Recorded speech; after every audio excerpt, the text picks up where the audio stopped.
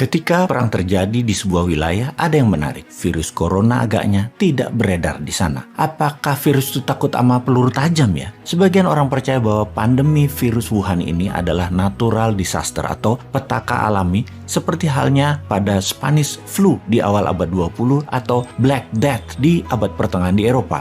Sebagian percaya ini adalah pandemi yang diplan atau direncanakan. Karena direncanakan, ya ada target pencapaian. Ada kebutuhan yang diciptakan atau create demand, dan ada solusi yang telah disiapkan. Mereka yang sefaham dengan pandemi, pemikiran mereka kalau melihat pejabat yang menekan rakyatnya, pejabat atau pemerintahan itu takut atau kalah sama oligarki artinya. Karena pandemi dijalankan oleh oligarki yang diuntungkan secara materi dengan mempengaruhi pejabat. Pejabat dan pemerintahan yang dipakai sebagai alat perpanjangan tangan penyedia kebutuhan tersebut. Itu bagian dari cerita konspirasi bagi mereka yang percaya. Untuk itu, kita lihat sekarang, adakah korelasi hubungannya dengan perang di Ukraina versus pandemi. Juga sebelumnya kita kupas bagaimana taktik perang Rusia di Ukraina dan apa counter attack strategi bertahan dan menyerang baliknya Ukraina kali ini. Kita lanjut. Sebagaimana kita ketahui pada 24 Februari 2022, dalam waktu 48 jam atau 2 hari setelah serangan,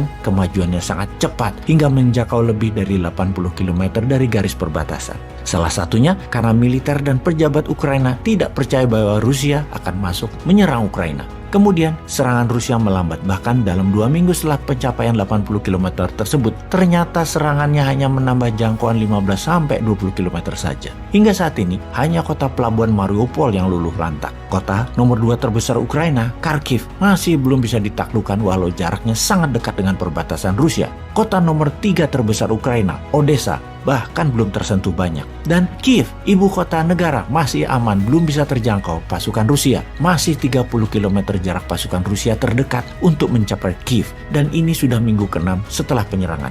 Perhitungan pencapaian serbuan Rusia baru hanya bisa menaklukkan 20% wilayah Ukraina dan tidak bergerak maju lagi. Kota-kota di dalam jangkauan 20% wilayah yang telah dicaplok pertempurannya masih sengit terjadi, seperti di Kharkiv misalnya. 20% wilayah yang dikontrol Rusia saat ini adalah sekitar 125.000 km persegi di luar Crimea yang sudah dianeksasi di tahun 2014. Yang jadi pertanyaan sekarang, apakah dengan telah mengendalikan 20% wilayah Ukraina, serangan Rusia dianggap sukses? Bagaimana kalau kita bandingkan dengan Operation Barbarossa di tahun 1941, serangan kilat Jerman ke wilayah Soviet yang merupakan serangan tiba-tiba di mana dalam 1 minggu berhasil maju 300 km dan dalam 2 minggu 700 km pasukan Jerman sudah masuk ke wilayah Soviet. Kemudian ketika memasuki 1 bulan, Jerman berhenti sebentar dan menguatkan pasukan cadangan dan logistik, lalu menyerang melebar tetapi tidak langsung ke Moskow. Dengan jumlah tentara Jerman menyerang Rusia sangat besar,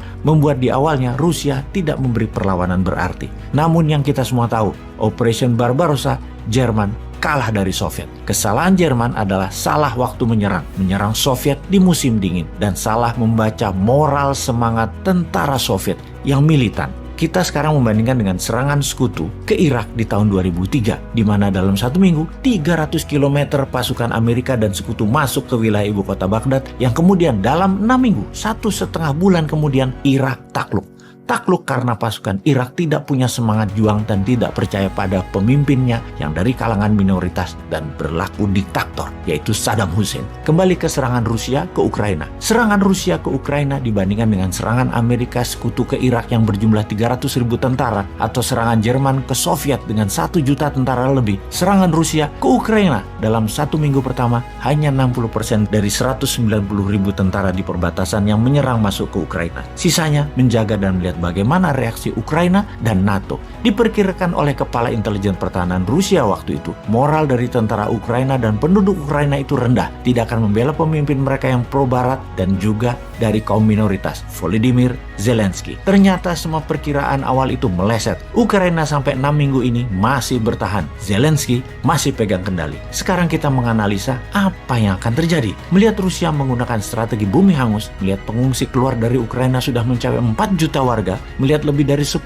juta warga Ukraina di wilayah pendudukan Rusia yang menguasai 20% wilayah sudah hampir kosong, agaknya bagi Zelensky keputusan terbaik pertama adalah menyerah ikut maunya Rusia, menjadi negara netral, tidak ikut NATO, melepas Donbas, menerima lepasnya Crimea, atau terus bertahan tidak menyerah namun terbuka untuk negosiasi, main panjang, selundupkan terus senjata dari perbatasan Polandia ke kota Lviv, tambah terus mercenaries dari pihak barat, geser penduduk ke sisi barat Ukraina, biarkan sisi timur kosongkan penduduknya, bertahan sporadis pakai serangan insurgensi dengan perang kota di wilayah timur Ukraina. Lalu ada lagi analisa yang sangat penting untuk kita pertimbangkan. Kita semua tahu, virus Delta adalah mutasi virus Alpha. Siapa yang terpapar Alpha tidak terpapar Delta. Lalu ada Omni, di mana yang terkena Alpha dan Delta ternyata tetap bisa kena Omni. Artinya apa? Ada dua artinya. Artinya, satu, vaksin tidak efektif. Karena sudah divaksin tetap kena, walau dengan perkataan yang penting tidak parah. Nomor dua, juga bisa berarti Omni bukan mutasi Delta. Karena itu yang kena Alpha atau Delta tetap bisa kena. Maka analisa gosip terbaru adalah kalau perang Ukraina cepat berlalu, kurang dari 3 bulan dari sekarang, maka tugas pandemi belum selesai. Ada Delta Cron. Mutasi Omni akan dilanjutkan dan bersiap dunia melakukan lockdown lagi. Kalau perang Ukraina memanjang, maka stok pangan artificial food dimainkan. Pokoknya